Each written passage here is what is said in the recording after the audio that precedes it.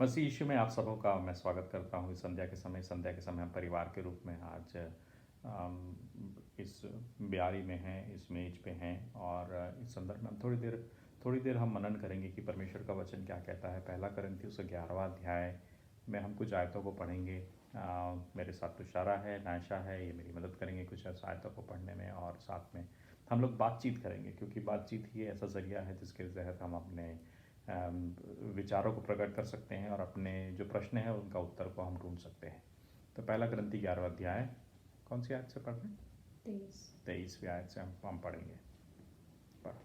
क्योंकि यह बात मुझे प्रभु से पहुंची और मैंने तुम्हें भी पहुंचा दी कि प्रभु यीशु ने जिस रात वह पकड़वाया गया रोटी ली और धन्यवाद करके उसे तोड़ी और कहा कि यह मेरी देह है जो तुम्हारे लिए है, मेरे स्मरण के लिए यही किया करो। इसी रीति से उसने बियारी के पीछे कटोरा भी लिया और कहा, यह कटोरा मेरे लहू में नई वाचा है। परमेश्वर का वचन कहता है कि ये कटोरा मेरे लहू में नई वाचा है। और मैं थोड़ा सा इस वाचा के विषय में आपसे बातचीत करना चाहता हूँ कि ये वाचा क्या होती है। कई बार हम समझते नहीं हैं कि परमेश्वर की वाचा कितनी महत्वपूर्ण होती है या उसमें क्या क्या चीज़ें हैं। एक वाचा थी जो परमेश्वर ने इब्राहिम से बांधी थी। पुराने नियम में अगर हम देखें तो परमेश्वर ने इब्राहिम से वाचा को बांधा था। यदि हम उस वाचा को देखें तो उत्पत्ति की पुस्तक उसके 15वें अध्याय में इस वाचा के विषय में लिखा है कि उसने इस वाचा को बांधा था। और जब उसने इस वाचा को बांधा था तो इस वाचा को बांधने के साथ साथ उसने कुछ किया भी था वहाँ पे परमेश्वर ने उसके साथ में। वाचा कभी भी बांधी जाती है तो हमें समझना है कि वाचा कितनी महत्वपूर्ण चीज़ है। वाचा कोई साधारण चीज़ नहीं। Covenant, when we talk about covenant, covenant is not just something very simple that you can say, oh, God has made a promise with me. It's not like that. Covenant is very very important. Let me give you an example, then we'll come back to Abraham, how important the covenant is, कि वाचा कितनी महत्वपूर्ण है। यहोशू की पुस्तक में हम सब इस कहानी को जानते हैं। यहोशू की पुस्तक 9वां अध्याय में जब यहोशू अपने प्रॉमिस लैंड में जब वो उन लोग लड़ाई कर रहे थे और उन लोग एक के बाद एक लोगों को जीतते जा रहे थे, राजाओं को हराते जा रहे थे, तब एक समय ऐसा आया था कि गिबियोनाइट्स जो लोग थे, जब इन लोगों ने सुना कि यहोशू हर किसी को जीतते जा रहा है, तो उन लोगों ने भेज बदल के पुरानी रोटी लेके रोटी लेके यहोशू के पास आए थे, यहोशू से एक वाचा बांधने के लिए। और गिबियोनाइट्स ने एक वाचा बांधी थी यहोशू के साथ में।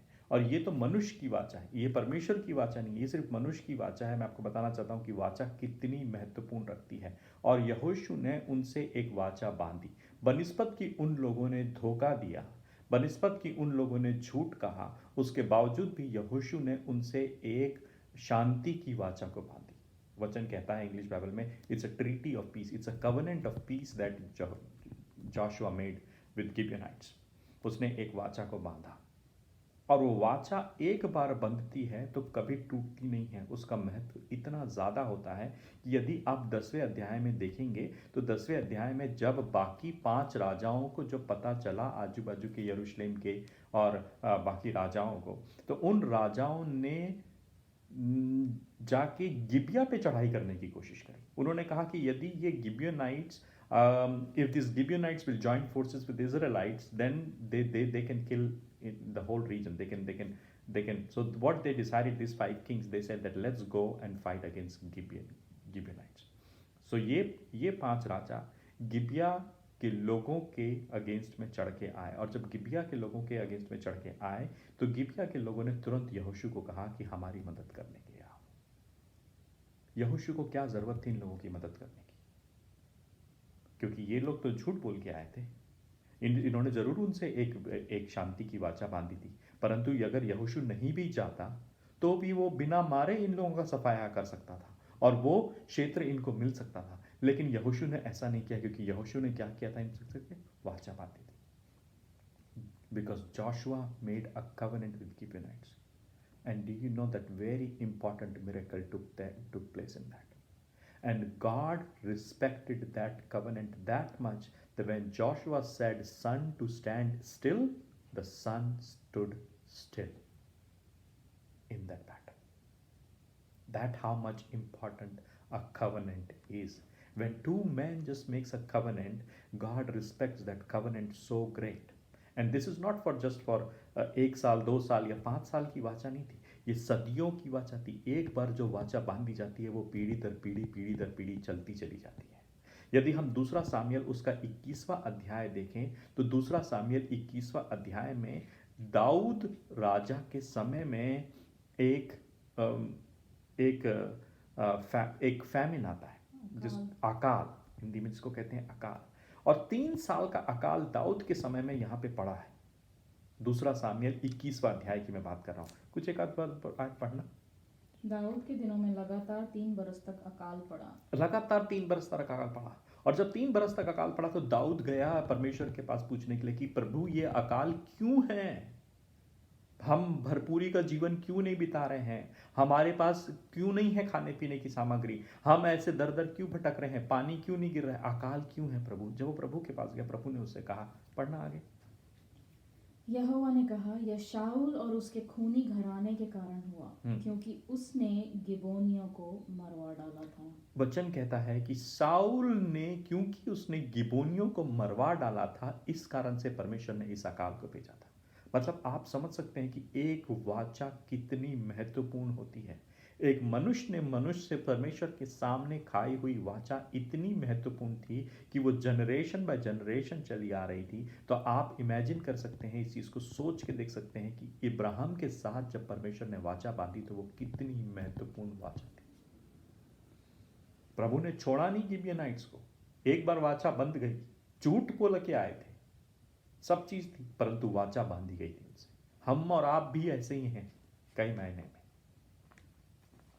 कुछ नहीं था हमारे पास, झूठ बोल के आए थे, हम तो उसकी संतान भी नहीं थे, लेकिन उसने हमसे वाचा को बांधी। जो वाचा वो बांधता है वो पीढ़ी दर पीढ़ी चलती रहती है, ये वाचा पीढ़ी दर पीढ़ी। जब गिबियनाइट्स, जब दाऊद ने इस चीज को सुना कि चूंकि शाऊल ने गिबियनाइट्स को मारा इसलिए अकाल पड़ रहा है, तो उसने तुरंत गया गिबियनाइट्स के पास, लोगों से पूछने के लिए गया कि बताइए कि मैं क्या कर सकता हूं ताकि हम इस अकाल को रोक सकें। और उन्होंने कहा कि दाऊद के घर, शाऊल के घराने से 7 लोग हमको दे दे, जिनको कि हम काट के हम उस we will impale them on the pole in Hebron. Hebron शाऊल का घर था, उस जगह पर उन्होंने कहा कि हमको 7 लोग दे दे शाऊल के घराने से, जिनको कि हम मार के उस खंबे पे हम टांग देंगे। लिखा है क्या? और वचन मिले तो बताना मुझे। और जिस आपको मालूम है कि शाऊल के घराने का एक सदस्य दाऊद की मेज पे खाता था, उसका नाम था मपीबोशेत। मपीबोशेत जोनाथन का बेटा था। जब दाऊद को 7 लोग देने पड़े शाऊल के घराने का, उसने मपीबोशेत को नहीं दिया, उसने जोनाथन के घराने को एक भी नहीं दिया, क्योंकि वो जानता था कि मैंने जोनाथन से वाचा बांधी है कि मैं तू और तेरे घराने को। वाचा इतनी महत्वपूर्ण होती है। जोनाथन को ये चीज पहले से पता था कि दाऊद एक दिन राजा बनेगा, इसलिए उसने पहले से वाचा बांधी थी कि जब तू आए तो मेरे और मेरे घराने की क्या करना, सुधि लेना। इस कारण से वाचा के कारण जोनाथन के परिवार में सब लोग बच गए, लेकिन दाऊद ने 7 लोगों को शाऊल के घराने से दिया, और 7 लोगों के साथ में जो उन्हें करना था उन्होंने इस चीज को प्रभाव, इसको दूसरे शामिल में आगे पढ़ सकते हैं। मैं आपको बताना चाहता हूं वाचा इतनी जरूरी है। इब्राहिम के साथ जब परमेश्वर ने वाचा बांधी, उत्पत्ति की पुस्तक उसके 15वां अध्याय में एक्सक्यूज मी, उसने कहा कि मैं तू और तेरे घराने को मैं सारी संपत्ति दूंगा। ये भी कहा कि मैं तुझे पिता बनाऊंगा, तेरी संतान होगी। उसने कहा उससे कि वो 400 वर्ष की गुलामी में रहेंगे, परंतु मैं उसे गुलामी से बाहर लेके आऊंगा। वाचा जब भी बांधी जाती है, मैं आपको बताना चाहता हूं कि वाचा अगर तोड़ी जाती है तो उसके कॉन्सिक्वेंसेस होते हैं, लेकिन साथ ही साथ वाचा बांधने का चिन्ह भी होता है। जब परमेश्वर मनुष्य के साथ में वाचा बांधता है, when God makes a covenant with men, he always gives a symbol of the covenant. He made a covenant with Noah and he gave rainbow. He always gives a sign of the covenant so that we can remember it. वो हमको एक चिन्ह देता है जिससे कि हमेशा हम उस वाचा को याद रख सकें। नूह की वाचा आज भी जब हम इंद्रधनुष को देखते हैं हमें याद रहती है कि नूह से परमेश्वर ने एक वाचा को बांधी थी। वैसे ही जब अब्राहम से वाचा बांधी, अब्राहम का अगर हम पढ़ेंगे आगे, उसके आगे 2-3 अध्याय में, तो आप देखिए सबका नाम उसने बदल दिया था। अब्राहम अब्राम अब्राहम हो गया था, सैरा सैराय हो गई, सैराय सैरा हो गई थी। परमेश्वर ने नाम बदले। माफ कीजिएगा, मैं नाम में तो स्पष्ट नहीं हूं, परंतु आप वचन पढ़ सकते हैं कि परमेश्वर ने नाम को बदला और परमेश्वर ने उस वाचा का उनको एक चिन्ह दिया। अब्राहम को दिखाया कि जाके देख बाहर कितने चांद, कितने तारे हैं, ताकि वो उसको देख सके और हमेशा परमेश्वर की उस वाचा को याद रख सके। एक और चीज, जब परमेश्वर ने उस वाचा को बांधा, उत्पत्ति 15वां अध्याय में परमेश्वर ने कहा जब ये वाचा बांधी जाती है तब उसने कहा ये कुछ कुछ पशु को लेके आने के लिए और बलिदान देने के लिए। जब वाचा बांधी जाती है तो हम देखते हैं कि अब्राहम के साथ जब परमेश्वर ने वाचा बांधी तो उसने कहा कि जा फिर वेदी के लिए ये लेके आ। और जब वो जानवरों को लेके आया तब वचन बहुत स्पष्टता से लिखता है कि उसने जानवरों को 2 टुकड़े में काटा। पढ़ना उत्पत्ति की पुस्तक 15वां अध्याय, जेनेसिस चैप्टर 15। और अब्राहम ने उन जानवरों को 2 टुकड़े में काटा। मैं आपको बताता हूं इस वचन को कहां लिखा हुआ। यहोवा ने उससे कहा, हाँ, वर्ष कौन सी? 9। वर्ष 9, उत्पत्ति की पुस्तक 15वां अध्याय 9वीं कलम पढ़ रही है। हाँ। यहोवा ने उससे कहा, मेरे लिए 3 वर्ष की एक कलोर और 3 वर्ष की एक बकरी और 3 वर्ष का एक मेढ़ा और एक पिंडुक और कबूतर का एक बच्चा ले। और इन सभी को लेकर उसने बीच में से 2 टुकड़े कर दिया और टुकड़ों को आमने सामने रखा, पर चिड़ियाओं को उसने टुकड़े न किया। वचन कहता है जितने भी उसने जो पशु लेके आया था सबको उसने 2 टुकड़े किए, बीचों बीच 2 भाग किए। कई बार हम सोचते हैं कि वचन में क्यों लिखा है कि इसको बीचों बीच 2 भाग किए। आपको पता है कि एक जब वाचा बांधी जाती है तो वाचा का कॉन्सिक्वेंसेस भी निश्चित किया जाता है। कॉन्सिक्वेंसेस का मतलब यह है कि यदि वाचा तोड़ी गई तो क्या होगा। जब परमेश्वर एक वाचा बांध रहा है तो उसका यह कहना है कि जैसे इन पशुओं को काटा गया है, अगर ये वाचा टूटती है तो वैसे ही जो तोड़ता है वो ऐसा काटा जाएगा, उसका लहू बहाया जाएगा। वाचा है ये।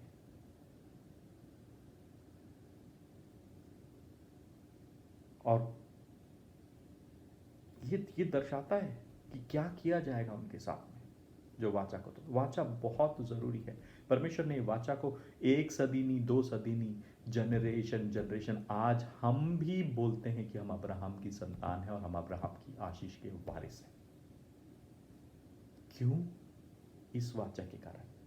परंतु जब हम पहला करंथी में आते हैं, पहला करंथी बोलता है कि ये जो लहू है ये मेरी नई वाचा का लहू है। मेरे प्रियो, लहू के बगैर वाचा नहीं बनती। यीशु मसीह ने लहू के साथ इस नई वाचा को बांधा है।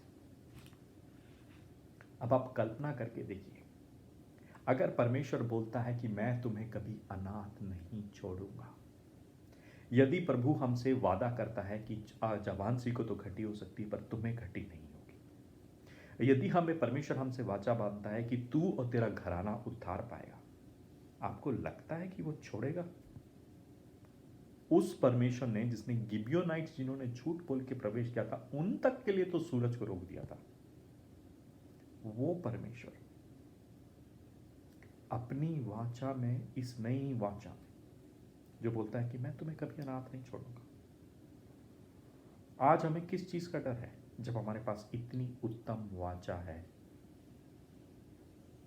क्योंकि उसका वचन कहता है ये लहू तुम्हें सिर्फ यही स्मरण दिलाएगा, हम और आपको वाचा को याद करने के लिए इस ब्यारी की तैयारी, ताकि हर बार जब हम इस रोटी को तोड़ें तब हम उस ब्यारी को, उस वाचा को याद कर सकें जो प्रभु ने उस लहू में छाप दे के हमें, यीशु मसीह के लहू में छाप दे के हमें दी है नई वाचा।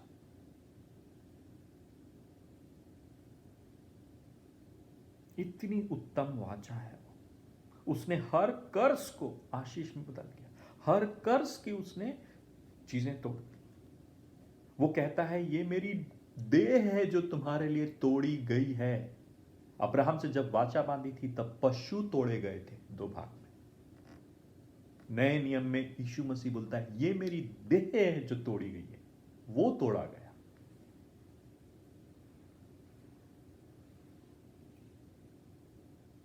उसने अपनी कवनेंट को, वाचा को पूरी करने के लिए गेत्सेमनी बाग से लेकर उस क्रूस की मृत्यु तक उसने अपनी उस वाचा को उस लहू में पूर्ण किया। बहुत उत्तम वाचा है। जब हम इस रोटी को तोड़ते हैं, जब हम इस ब्यारी के मेज पर आते हैं, तो हमें उस वाचा को याद करने की जरूरत है। वो प्रभु हमको कभी नहीं छोड़ेगा। संसार में कुछ भी हो जाए आपको कोई फर्क नहीं पड़ेगा।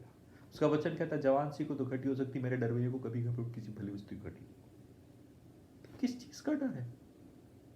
जब उसने वाचा, इतनी उत्तम वाचा बांध के रखी है हम लोगों से, और आप सोच के देखिए कि वो वाचा के लिए क्या, किस हद तक हमारा परमेश्वर वाचा का एक बिंदु भी नहीं टलेगा। क्योंकि जब हमारा प्रभु वाचा बांधता है तो वो वाचा उत्तम होती है। और ये लहू रिप्रेजेंटेशन है, ये वाइन रिप्रेजेंटेशन है उस वाचा की। इस कारण से हम ब्यारी के पास आते हैं। और ब्यारी हमेशा, अगर आप देखेंगे पुराने नियम में भी ब्यारी कभी भी ली गई है तो परिवार में ही ली गई है। अगर रोटी तोड़ी गई है तो रोटी हमेशा घराने में तोड़ी गई है मेरे भाई। ठीक है? अगर हम पुराने नियम में देखें, ओल्ड टेस्टमेंट में, अगर पास ओवर लैम्प को हिंदी में क्या बोलते हैं, पास ओवर लैम्प, जब वो फसह का पर्व जब वो मना रहे थे, तो फसह के पर्व में भी जो मेमना चढ़ाया जा रहा था वो प्रति परिवार के रूप में एक एक मेमना चढ़ाया जा रहा था, बलिदान किया जा रहा था परिवार के रूप में। जब यीशु मसीह अपने चेलों के साथ में बैठा ब्यारी में, तो अपने चेलों के साथ में बैठा। आप लोग हो सकता है बोलेंगे कि वो तो अपने चेलों के साथ में था, अपने परिवार के साथ में। वो अपने परिवार के साथ में था। 3.5 साल दिन रात वो उन्हीं के साथ रहता था, उन्हीं के साथ खाता था, उन्हीं के साथ पीता था, उन्हीं के साथ सब कुछ करता था। कहीं जाना होता था तो भी साथ में जाते थे। इतना घनिष्ठ परिवार था वो, 12 लोगों का उसने अपने परिवार में किया। यदि हम नए नियम में आएंगे और प्रेरितों के काम की पुस्तक में देखेंगे तो लिखा है घर घर जाके रोटी तोड़ते थे। घर घर जाके रोटी क्यों तोड़ते थे?